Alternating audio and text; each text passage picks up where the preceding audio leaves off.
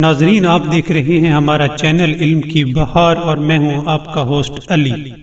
ناظرین، ایک دفعہ کا ذکر ہے کہ ایک شخص امام حسین علیہ السلام کی خدمت میں حاضر ہوا اور کہنے لگا، اے فرزند رسول، میں نے سنا ہے کہ ہاتھی ایک مسخ شدہ جانور ہے، اس بارے میں آپ میری رہنمائی فرمائیں۔ ناظرین، تب امام حسین علیہ السلام اس شخص سے مخاطب ہوئے اور فرمایا، اے بندہ خدا، میری بات غور سے سنو۔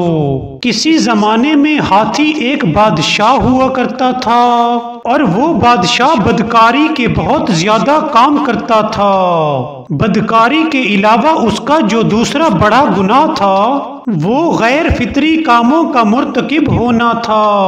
اللہ تعالیٰ نے اس بادشاہ کو بدکاری اور غیر فطری کاموں کا مرتکب ہونے کی سزا میں اس بادشاہ کو مسخ کر کے ہاتھی بنا دیا، اور یوں ہاتھی ایک مسخ شدہ جانور ہے، اور یوں ہاتھی ایک مسخ شدہ جانور ہے، اور یوں ہاتھی ایک مسخ شدہ جانور ہے۔ ناظرین، اگر آپ کو ہماری ویڈیو پسند آئی ہو تو سبسکرائب کرنا مت بھولیے گا۔ Thank you.